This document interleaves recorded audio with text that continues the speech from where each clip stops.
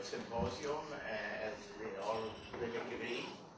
And it's coming to an end, but I must say it's coming to an excellent ending with John McCarthy giving the closing lecture. So I've known John McCarthy, for about 40 years, and maybe even a little bit more.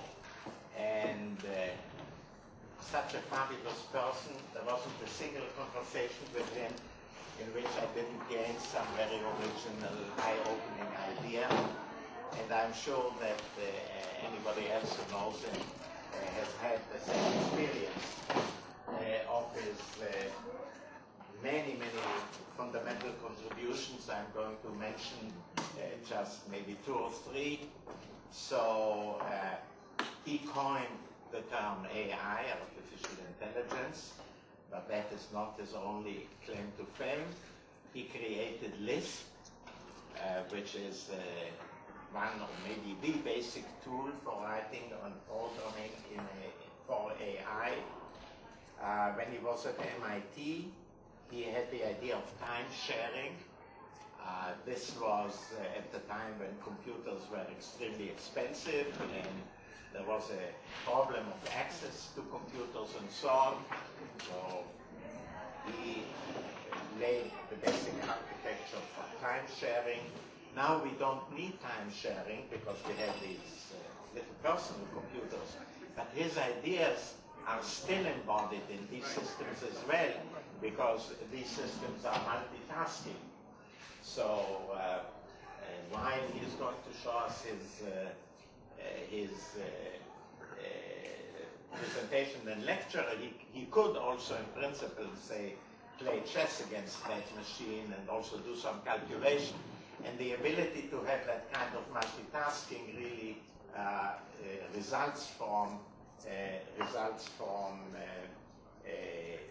the ideas of time sharing. The processor is time shared by several tasks.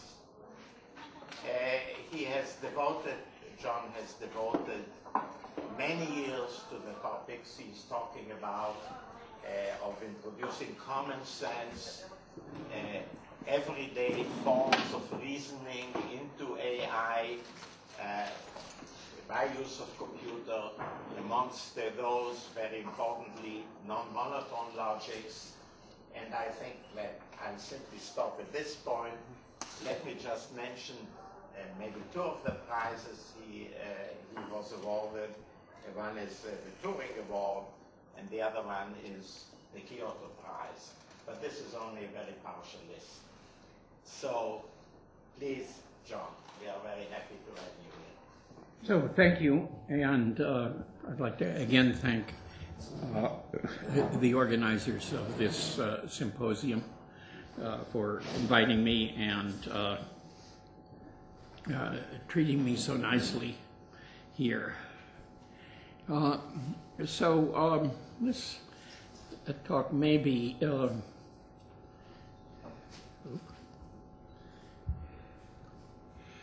I'm not seeing myself, my own display. Just a second. What do?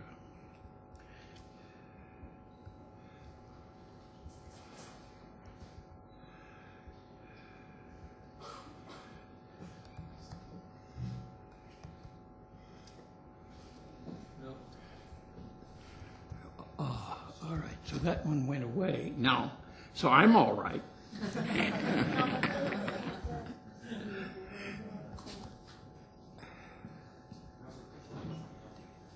Now we're both all right. Okay, so this lecture is a bit of a sermon aimed at logicians.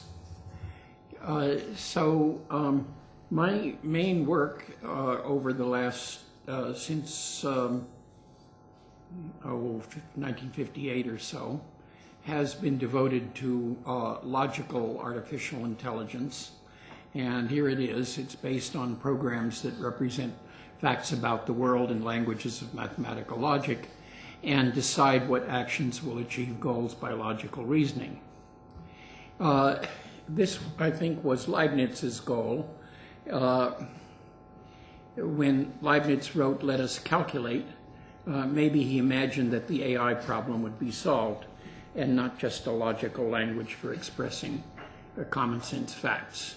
We can have a language adequate for expressing I think we can have a language for expressing adequate for expressing common facts and reasoning before we have the ideas needed for human-level artificial intelligence.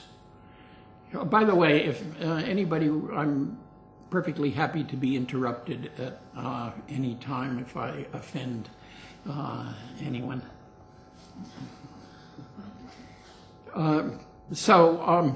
I'll say now that I consider it a disgrace that logicians have forgotten Leibniz's goal.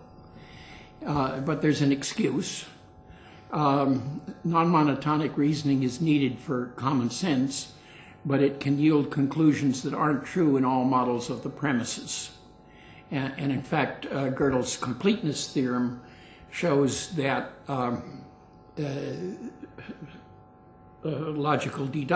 at least for first-order logic, that logical deduction is adequate to yield all valid formulas.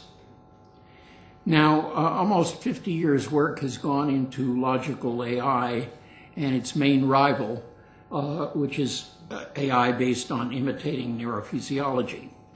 And both have achieved some success, but neither one of them is close to human-level intelligence. Okay, now I think that something that I will try to define, but I probably won't satisfy you, and in fact I don't satisfy myself that I will have fully defined it myself, the common sense informatic situation. And I want to contrast it with what I will call bounded informatics situations, and it's the key to human-level AI. And I'll discuss extensions to present mathematical logic that I think are needed for human-type common sense. Well, at least some of them I think are needed, and some of them I merely advocate. But if other people will work in this on this problem of expressing common sense, maybe they'll come to other logical devices, or maybe completely different logical formalisms. Now, my opinion is that first-order languages will do, especially if a heavy-duty axiomatic set theory is included. By heavy-duty, I mean that you don't have to build up Cartesian product and A to the B and list operations and recursive definitions every time you want to use them,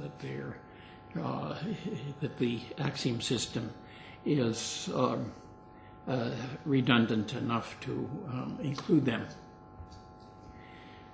Now, much has been done to express common sense knowledge and reasoning and logic. However, the present axiomatic AI systems require human modification whenever they're to be elaborated.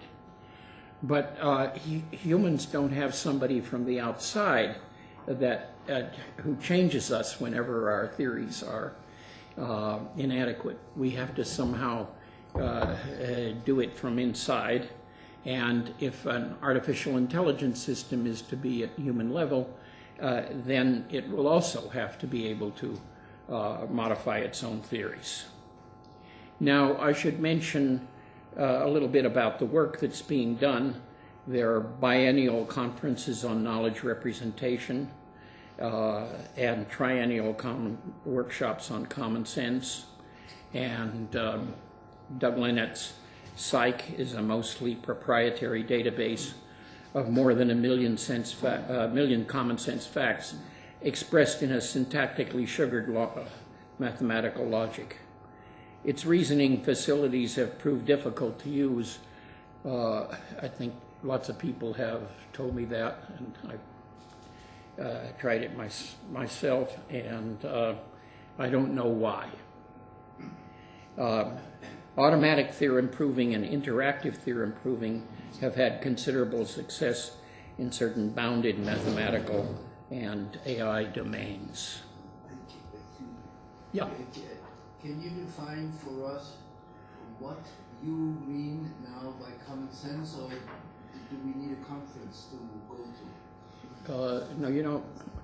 You won't get a conference.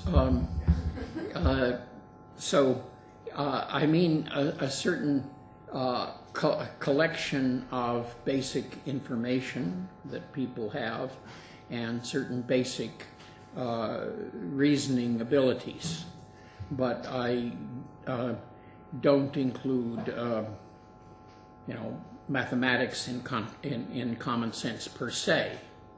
Although scientific facts can become embedded in common sense. That is, I would say, inertia has become, came from science into common sense, even though one might say that its generalization, conservation of momentum, has not. But there's also common sense concerning the beliefs, the consequences of talking to other people, and so forth. And now, part of the unsolved problems is to get a sufficiently comprehensive common sense domain of knowledge. So I talk about informatic situations, and the common sense informatic situation is that of a human with ordinary abilities to observe, ordinary innate knowledge, and ordinary ability to reason, especially about the consequences of events that might occur, including the consequences of actions. And as I say, specialized information like science and human institutions can be learned and embedded in common sense information. I don't identify science with common sense, but I say that science is embedded in common sense. Otherwise, the physics and mathematics textbooks would consist solely of formulas.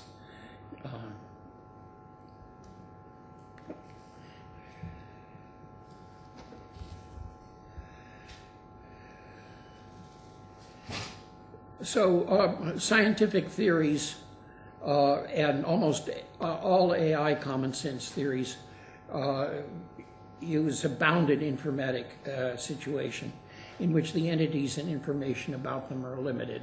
To take a physics example, consider the Newton's gravitational theory, which is used for predicting the orbits of planets and the orbits of spacecraft and so forth. But the gravitational theory in itself does not take into account outgassing from comets and the effects of the solar electron emissions and so forth. And if you want to take these into account, then the typical thing to do is to make a new theory that adds them. So that's partly what I mean by bounded. So when such a scientific or AI common sense theory proves inadequate, its designers examine it from the outside and make a better theory. But for a human's common sense as a whole, there isn't any outside. So all common sense has to be extensible from within. This problem is unsolved in general, but I want to propose some ideas for extending common sense knowledge from within. And the key point is the common sense, is that in the common sense informatic situation, any set of facts is subject to extension. You cannot throw away facts from common sense? You cannot throw away parts of the common sense? You cannot decide that string theory is not common sense and then throw it away? Well, you can certainly do belief revision, which can involve no longer believing some things that you've previously believed. So when you say extension, you really mean modification, taking out certain things and Okay. adding out. Maybe I've used the word extension in two contradictory ways.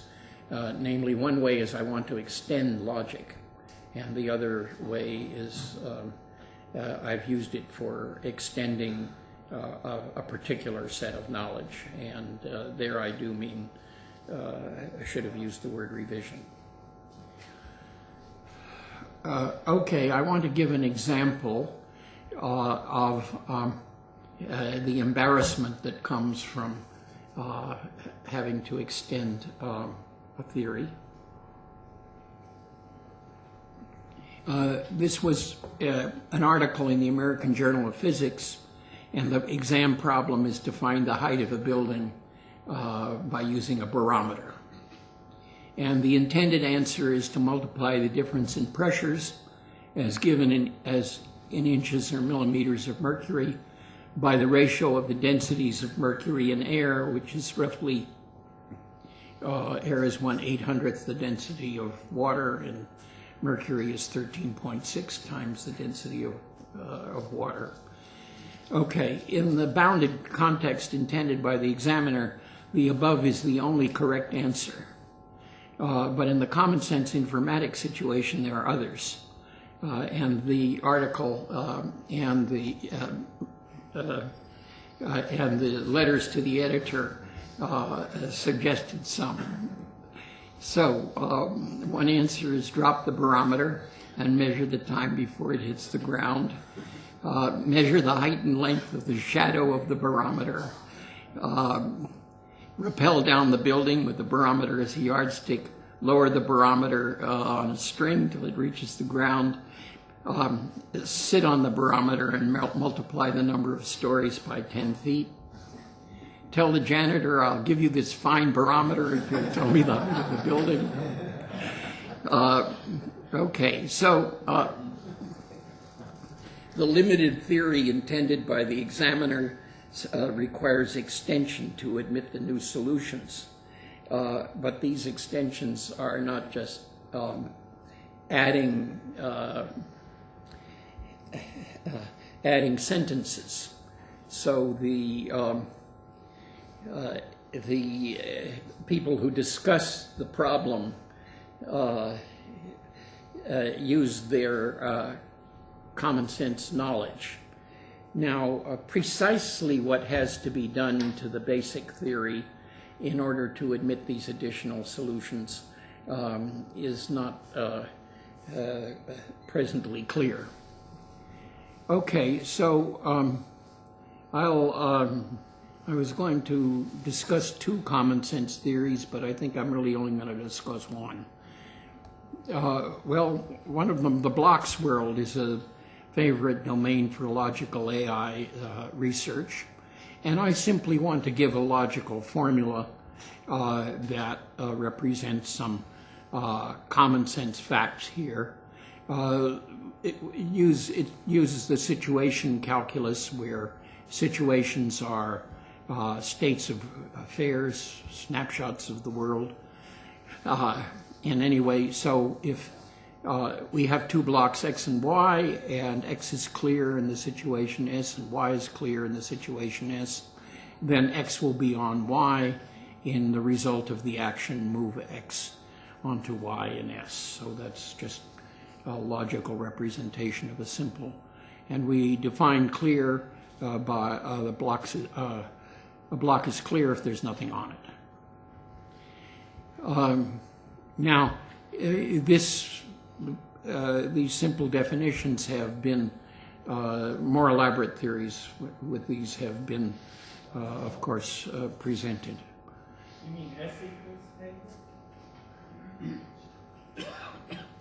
What? No, X, I said X equals. We allow ourselves to put any blocks on the table. So the table is considered always to be clear no matter how many blocks it has on it. But can X be both a block and a table? No. In fact, to avoid that,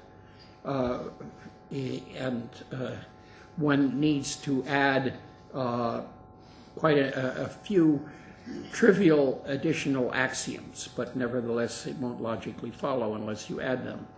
And if you have specific blocks, you need some axioms that say that they're all different. We need one that says that the table's not a block, and so forth and so on. So I don't. The necessary axioms would fit on one page. Now, one variation that I want to mention is reifying certain things. Like you can reify places. So the top of a block is a place. And we can talk about being able to move a block if these places are clear. And also we can use a predicate holds where at XL is a proposition. The reason for this more elaborate thing is it permits you to quantify over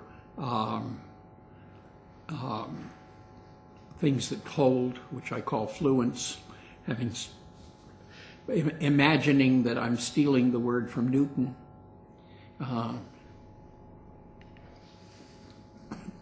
Even though the fragment of Principia that I have read is very tiny.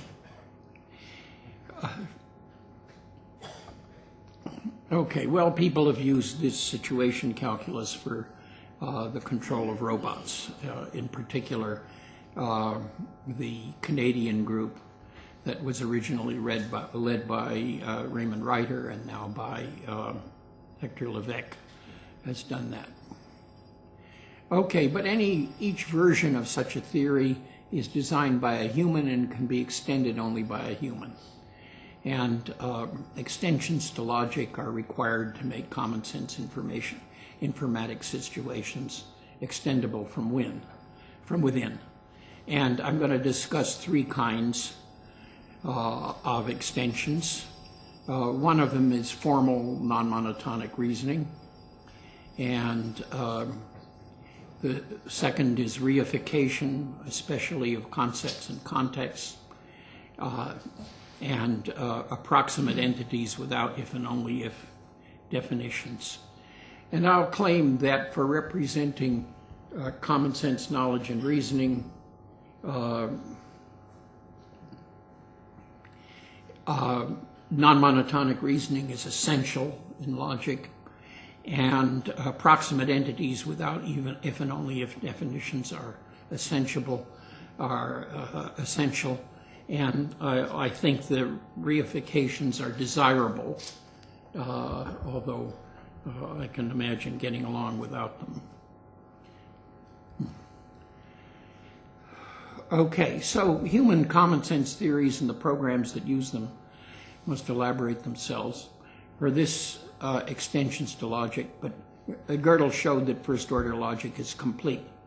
So new conclusions given by the extended reference rules would be false in some interpretations of the premises.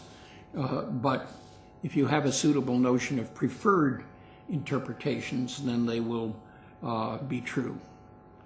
Now, we humans do non-monotonic reasoning in many circumstances.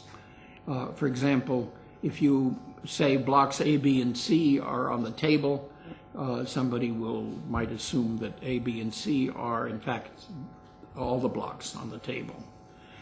A bird may be assumed to fly. The meeting may be assumed to be on Wednesday. The only things wrong with the boat are those that may be inferred from the facts you know. In planning your day, you don't take getting hit by meteorites into account. So these are different kinds of applications of different kinds of non-monotonic reasoning that people use. And I only got up to 5 because there was only, that's how much space there was on the slide.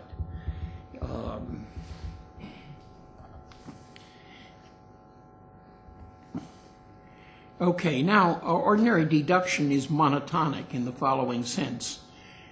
Suppose A is a set of sentences and P is a sentence such that P is deducible from A, and B is a set of sentences which includes the sentences of A, then we will always have that P is deducible from B. So that's the monotonic character of ordinary deduction.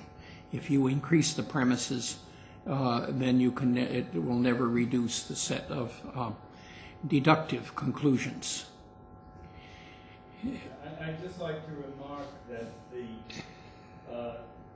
that is an implicit assumption here that the kind of reasoning that takes place in your 5 examples is a kind of formal deduction to be elucidated.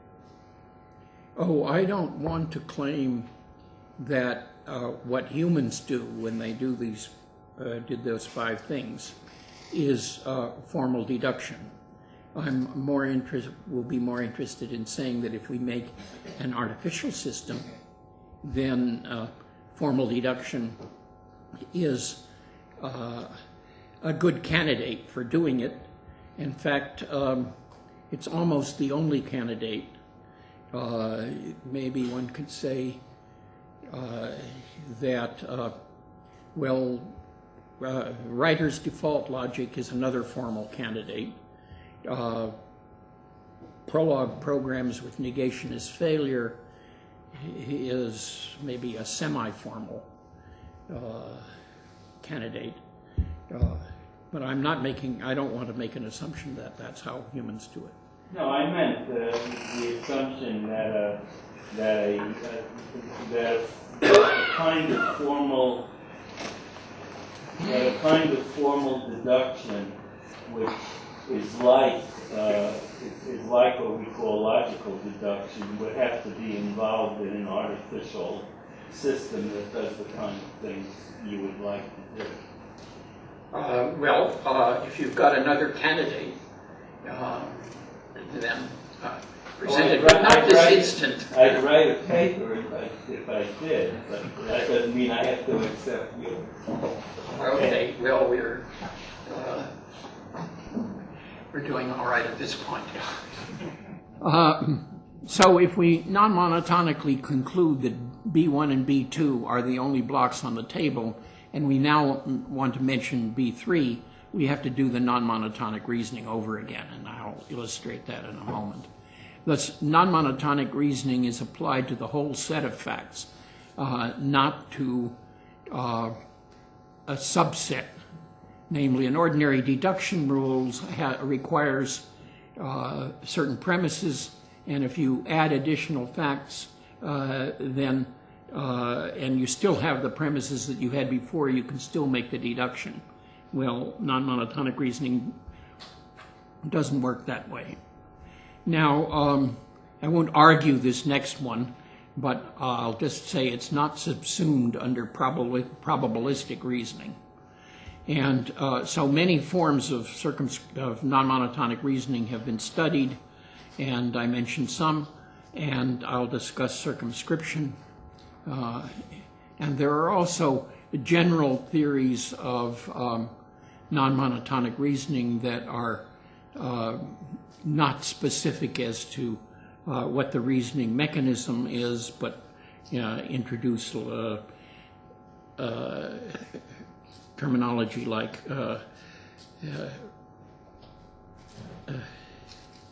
restricted monotony and so forth. And Daniel Lehman and Menachem Magador wrote papers about that some time ago. I don't know whether they're still active in this field.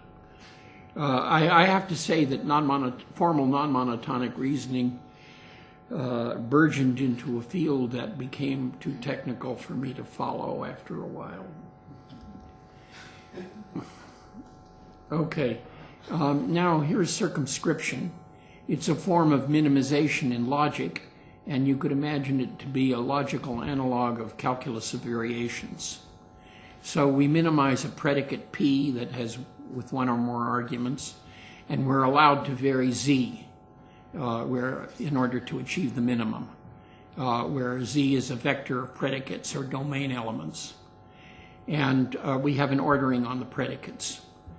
So here's a notation proposed by Vladimir Lifshitz in an article in the handbook of, Handbook of AI, I guess.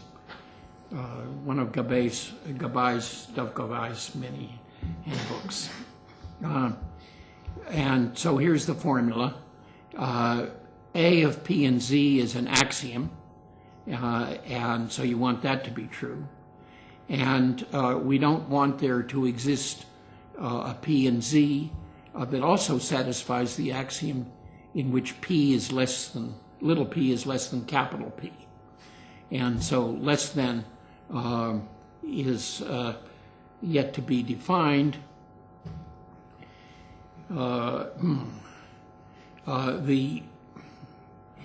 go back. I should have put in something else here. The most common way of defining the less than is related to a less than or equal to, is to say that P1 is less than or equal to P2 if the domain of P1, for which P1 is true, includes the domain of P2, for which P2 is true. But there are other ones, for example, that involve temporal minimization. Okay, here's a simple example of circumscription. So we're interested in determining what flies, and we have some, the axiom A is the conjunction of these terms 4. So not ab1 of X implies not flies X. And ab stands for abnormal, and we notice that there's several ab predicates which are supposed to be different. And so this first one says if an object is not abnormal, is not ab1, then it doesn't fly. However, birds are ab1. So this, the first thing can't be used to show that a bird doesn't fly. And a bird that is not abnormal and is not ab2 does fly. Penguins are birds. Penguins are abnormal and are ab2. And a penguin that isn't ab3 doesn't fly. And on the cover of Matt Ginsberg's collection of papers on non-monotonic reasoning, he has a cartoon of a penguin with a contraption attached to its wings so it could fly. Okay, now, so if you circumscribe A with minimizing the 3 abs and varying flies, then you will infer that the flying objects are the birds that are not penguins. Now, if you add to A the assertions that bats are ab1, and a bat that isn't ab2 flies, and do the circumscription again, then you will get a different conclusion from before. You'll get the conclusion that the flying objects are the bats and birds that are not penguins. Okay, so that's a simple example of circumscription. Any question about that? Okay, I'll go on. Now, so that's all I wanted to say about non-monotonic reasoning, I guess now. And so now, here is another thing that I've advocated that I have to say is controversial, but I have to admit that encountered a small amount of controversy, and then the proposal got ignored. So maybe in some sense in the court of public opinion I lost that battle. Well, I'll resume it. In natural language, it's customary to make statements about propositions. Sorry, I didn't want to say natural language. It's customary to make statements about propositions in some form of modal logic, necessity, truth, and knowledge. And I think modal logic is too weak for human-level common sense. And one reason is that we speak of concepts as objects in ordinary language. A language of human-level common sense should not be as impoverished as is modal logic.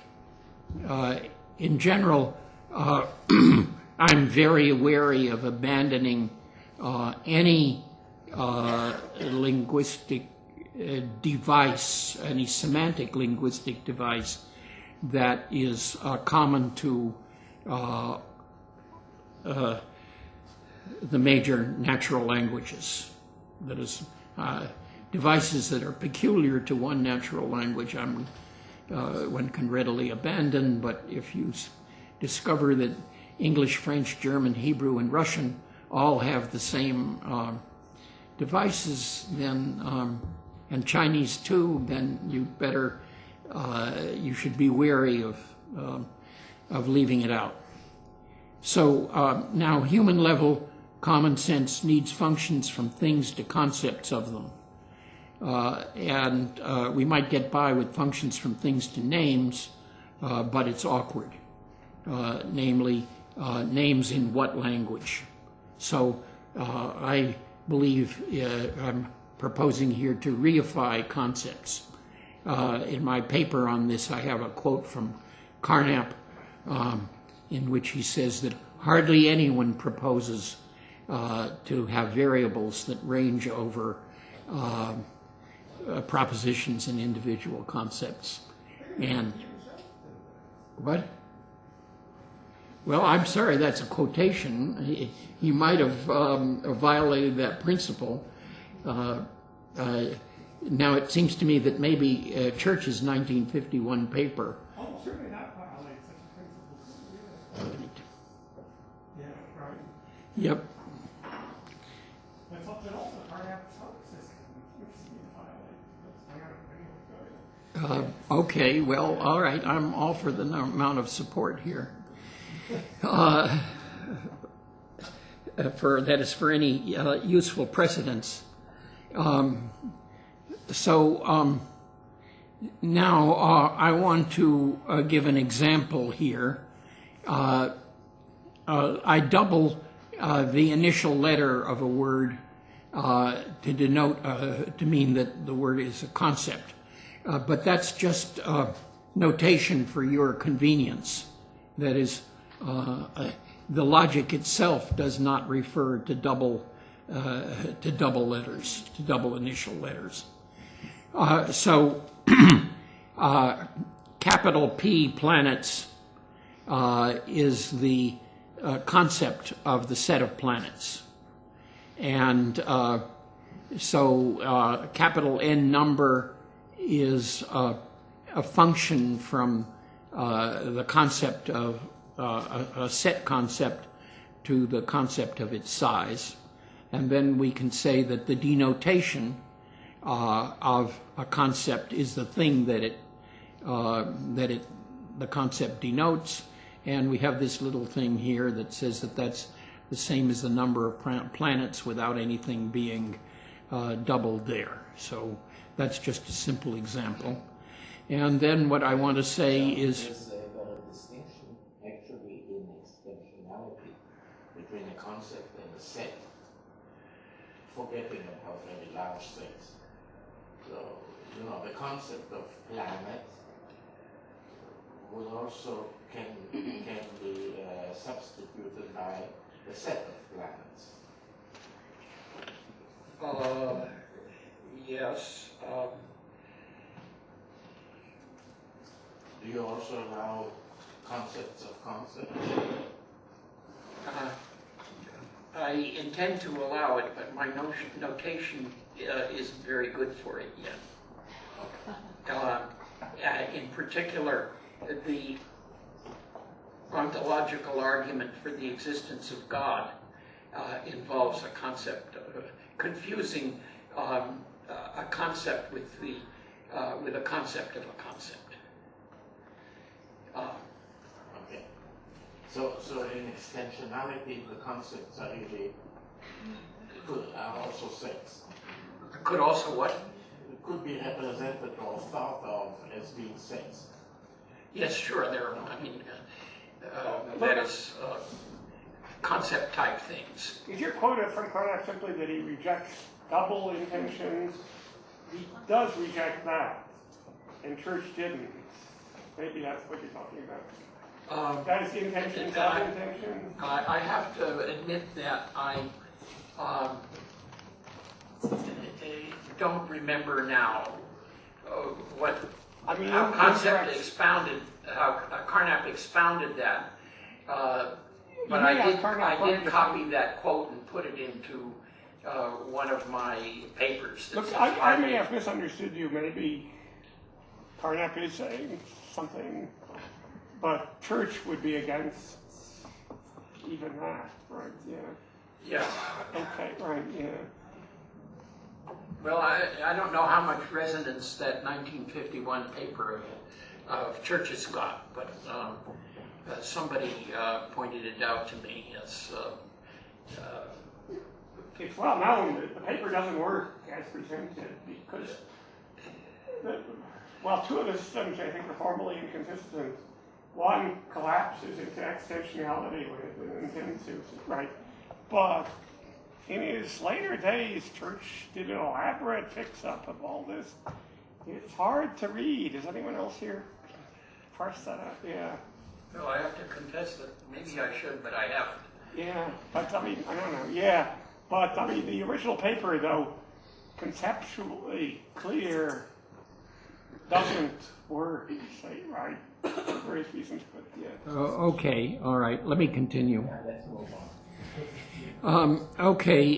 Now, partly maybe related to what Michael said, is that I want to be able to say not exists Pegasus. So, where this is the concept of Pegasus, and existence is a predicate applied to concepts. And the ordinary English language statement that Pegasus doesn't exist would then have a formal representation in this way. Now, some things have standard concepts like numbers,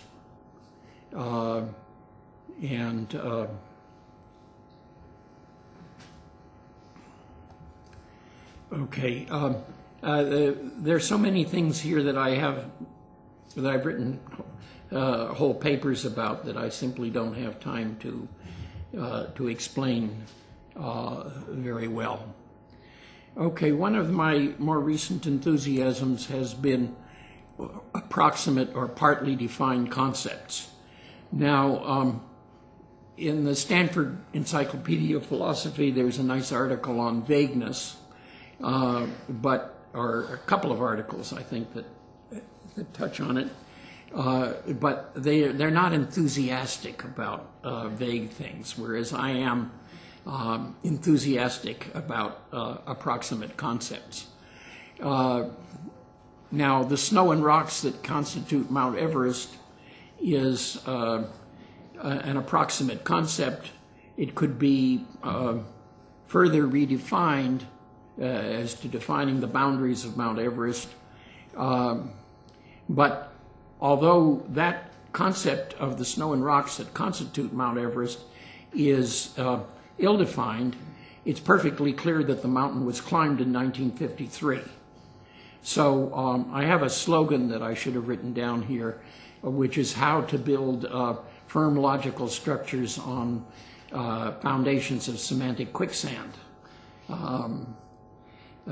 So Now, here is a more exotic example that the U.S. wants Iraq to be democratic, mentioned in this form. Now, this doesn't mean exactly the same as President Bush wants it. And furthermore, the concept of democratic is itself only partially defined, but it's supported by the fact that they held an election, and so forth. Now, mathematical concepts are an exception. Namely, you can really do mathematics without having to use ill-defined concepts, and that's part of the reason why mathematical logic, unadulterated, is adequate for mathematics. Now, syntactically, approximate concepts, as far as I can see, can be handled simply by weak axioms. Now, what I'm saying is that there is no fact of the matter, even undiscovered, of exactly what constitutes one's USP.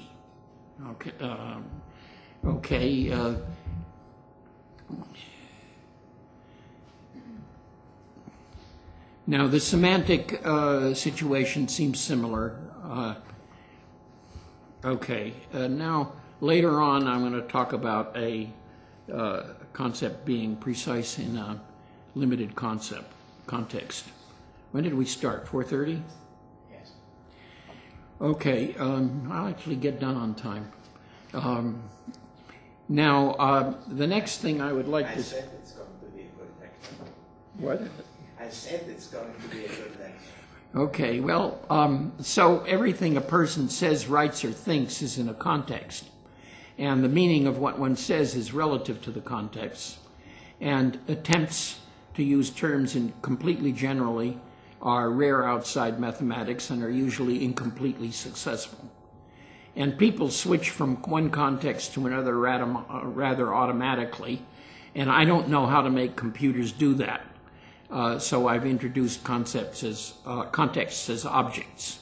Now, somebody else who wants to do logic of common sense may be able to make some extensions to logic which permit this to be done in a far less crude way than the one I'm proposing. Yes? Well, one possibility is to have context as possible worlds. And then the transformations that people move from one context to another, as in your second paragraph, would be actions. And this would be something like a kind of dynamic logic. I'll tell you why I have, so to speak, a counterexample to the desirability of it, and that is within a context you may wish to speak about possible worlds. So if you need them both, then identifying them doesn't work. And some other people have proposed, for example, identifying context with situations. And I've got some really good counterexamples to that one, where you want to associate context with situations in different ways. So sometimes in real speech, and it always annoys one, some of the context is very vague and what is meant. So people say something, he told him that if he doesn't stop doing such and such, he is going to be very angry, he is going to hit him on the head. And by the time that is iterated 3 or 4 times, you don't know who of A or B he is, and etc. Do you find that useful or just sloppy? Well, your particular example, just sloppy. Namely, even though people do talk, sure, people talk sloppily. But it seems to me that if somebody does that, someone else hearing it will say, what did you mean by he there? And the person who gave the original talk will feel obliged to answer. So that it seems to me that if something is where the speaker will accept correction, then it was just sloppiness.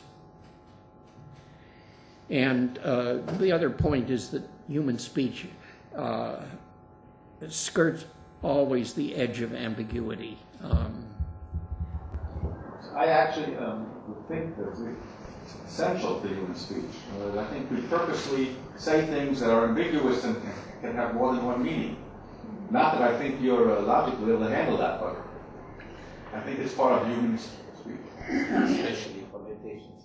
But let's go on. Yeah, I'll go on. People sometimes deliberately do that, but I don't handle that.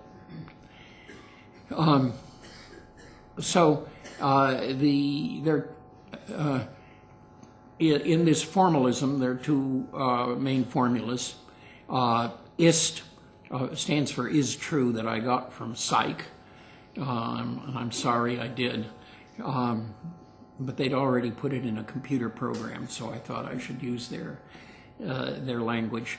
Ist C and PP, that double thing means, again, that it has a concept, and the lower case means that it's a variable designating a concept. So that it says that the proposition PP is true in the context C. But then for many purposes, we need the values of terms. So terms have values in contexts. And context ist can be compounded. I don't think I want to bother with this alternate notation. Now I want to give some informal examples. Ist, in the context of Conan Doyle, Holmes is a detective. In the context of U.S. medical history, Holmes is a doctor. In the concept of U.S. literature, Holmes is a poet.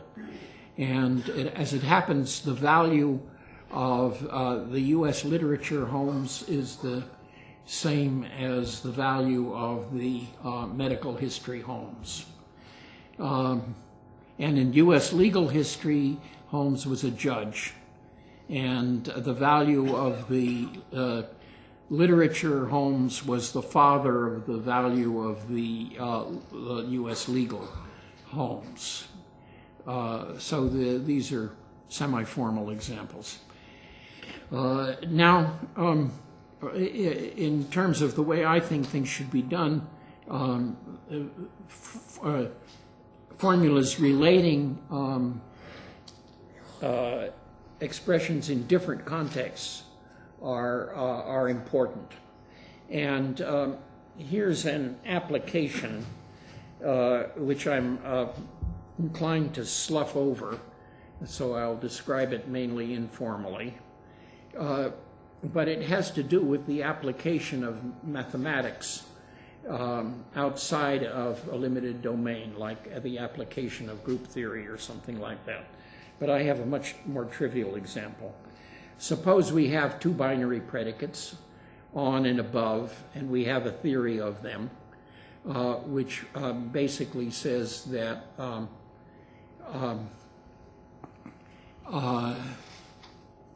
in this theory, above theory I call it, on implies above, and then I was abbreviated my etc. too quickly. I should have also said basically that above is the transitive closure of on, so suitable for stacks of blocks. And then what I want to do is consider circumstances in which actually on and above have three arguments rather than just two, because thinking about moving things around, so you want to give on and above a situation argument. And so we have this axiom 12 here, this formula 12, that describes the relation between things that are true in above theory where the above theory is where on and above have two arguments, and the theory in which they have three arguments. And it seems to me that kind of relationship between things that are true in different contexts is essential for the application of simplified, simple theories. Okay, so now here's a kind of slightly different kind of example. Suppose we consider owning, buying, and selling. Then in general, these are complicated concepts, and a complete axiomatization is out of reach. However, reasonably complete theories are possible and used in limited contexts. So if you're in a supermarket, then buying has a very simple character, and buying something can be regarded as a unitary act, and it results in owning it. That's now I remarked that the lifting relations between the sentence true in a limited context and those valid in more general contexts need to be explored. And that is a particular confession, namely, I haven't quite figured out how to relate in the supermarket example, the simple axiom that holds when you're in the supermarket to the more general notion of buying and owning. Now, much self-awareness is simple enough not to require any extensions to logic, like sensations of hunger or the positions of one's limbs. However, knowledge and belief, especially assertions of non-knowledge, involve formulas analogous to reflection principles that are used to assert truth. This is simply a misprint here. Should be a more complicated clause of somewhere. In discussing what self-awareness a robot requires, I found it helpful to reify things like hopes, fears, promises, and beliefs, and what one thinks a concept denotes, intentions, prohibitions, likes and dislikes. I have a paper on what consciousness does a robot require.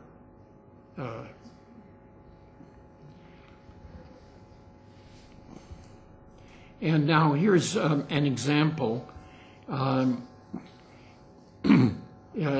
Somebody else gave the same example almost as to whether President Bush is sitting at the moment. But anyway, if you ask me, I'll say I don't know. And if you then say, think harder, I'll answer that thinking harder will not help.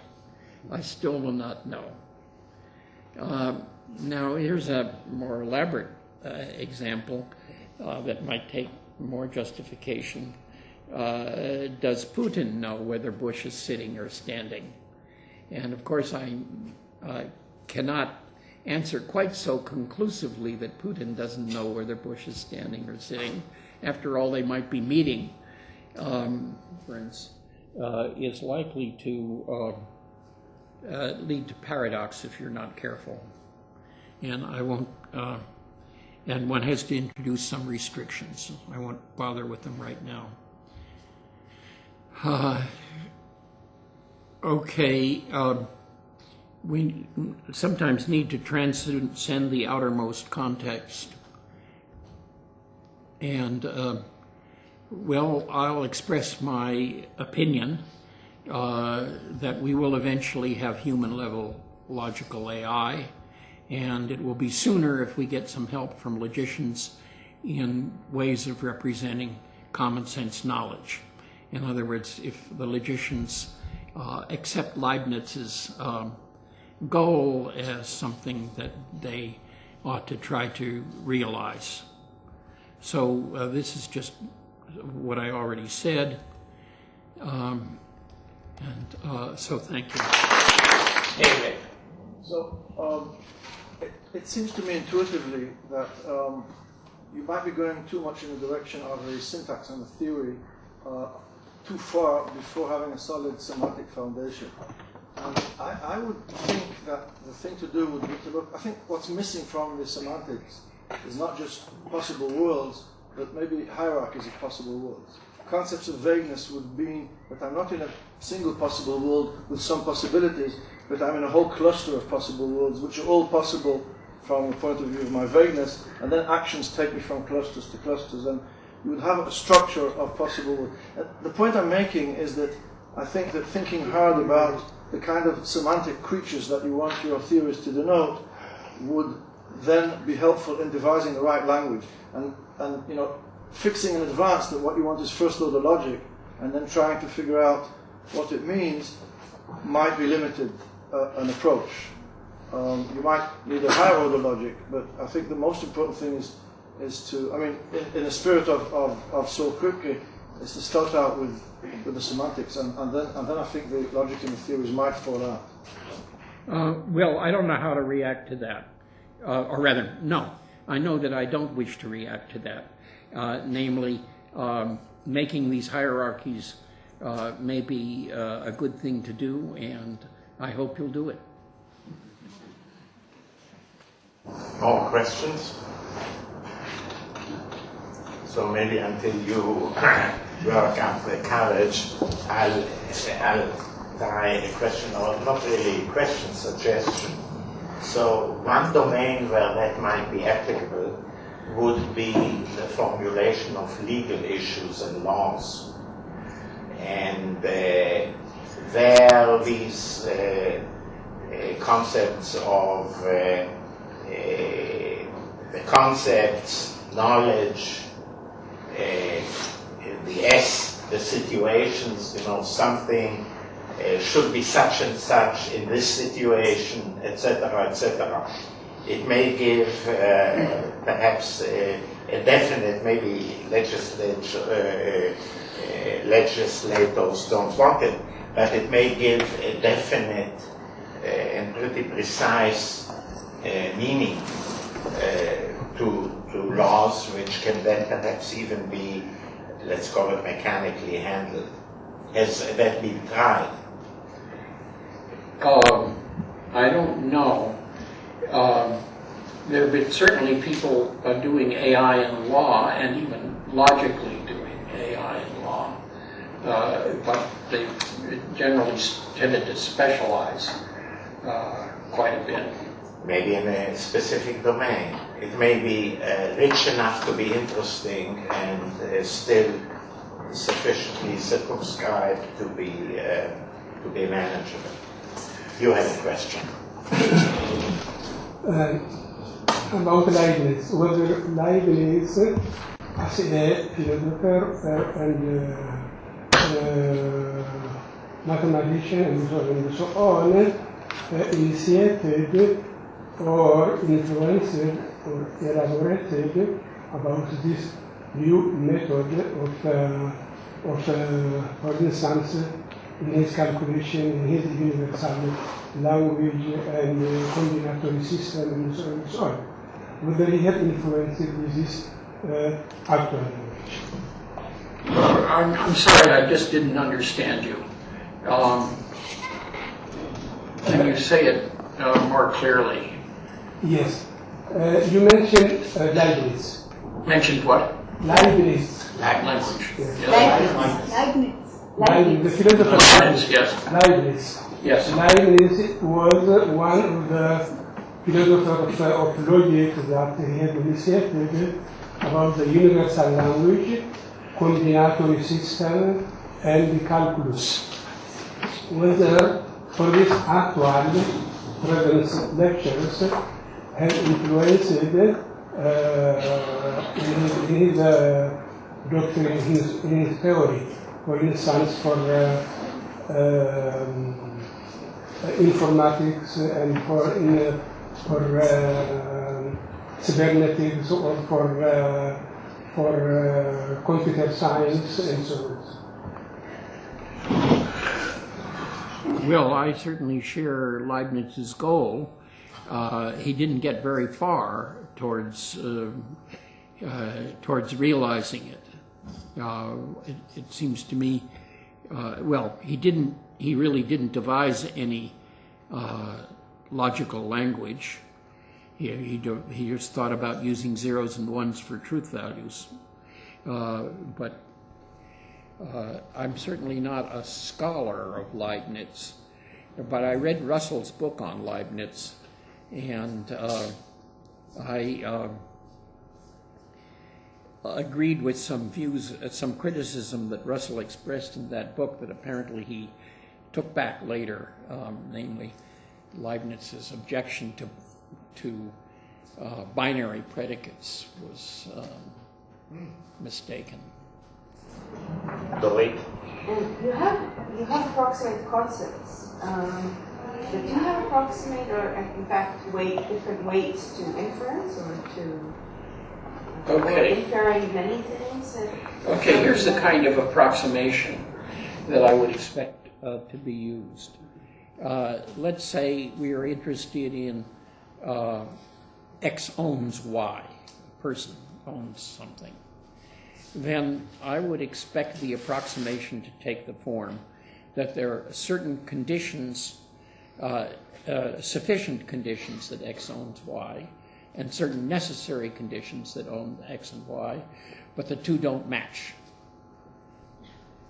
Let's hope they're not contradictory, but they... And then you also accept in your spirit that later on that's going to be refined. Yes. And the two will get closer. That's right. But they may be refined by definition rather than by discovery of what really is the truth. I noticed that you use the term artificial intelligence a lot, and I've done the same when I walked into professors' offices in my university, and I got thrown out on 2 occasions. Now my question is, maybe you know why you can use it and why I can't, or what age? What age did I say it?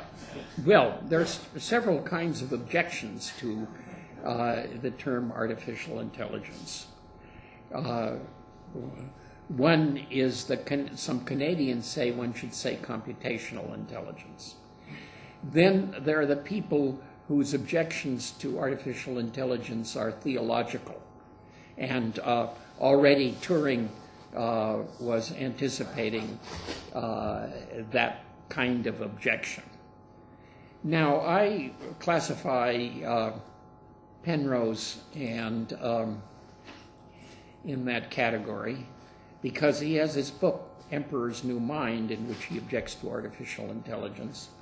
And he, out of 200 references, exactly one could be described as to technical literature on artificial intelligence, namely to Shannon's 1950 paper on chess playing program. So I think he has a very substantial person.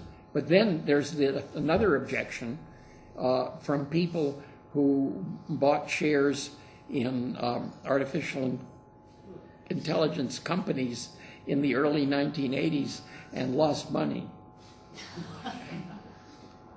Thank you. Teresa? I have 2 questions. One is about contradiction and common sense. Are you prepared to handle contradiction within your knowledge base and to deal with it without it making too many damages? And the second one is, what do you think about the article that McDermott wrote in 1987, a critique of pure reason? Sorry, what article? A critique of pure reason, in which he criticized even what he did connecting AI and logic. Okay. McDermott's article, in part, objected to some exaggerations, objected to some careless use of terminology. thinks, I forget which specific ones that he mentions in his article, and I generally would go along with those objections. I don't go along with his objection to logic. Now, give me a hint again what your first one was. Was about contradiction. Oh, contradictions, yes. Okay. Now, I will make this confession and that is that within the collection of beliefs of John McCarthy, some of them are contradictory. And I'll have to live with that, and when the contradictions appear, then I will try to use some notion of context to say, well, these are contradictory because of being used outside of their normal context. But I don't really have any theory for how to deal with that. Any more questions? Just another small comment. One of the problems that you raised was bridging, actually lifting up levels from, say, buying a supermarket to buying an apartment or a business. And related to Dorit's comment on your response, I think again that clusters of possible worlds and ideas taken from the refinement calculus and refinement theory for programming can perhaps be used. And since I'm not going to take up your advice to do this myself, if anyone does, I think it would be worth looking at refinement calculi by simulation ideas together with clusters of possible worlds as an underlying semantic structure. This might work.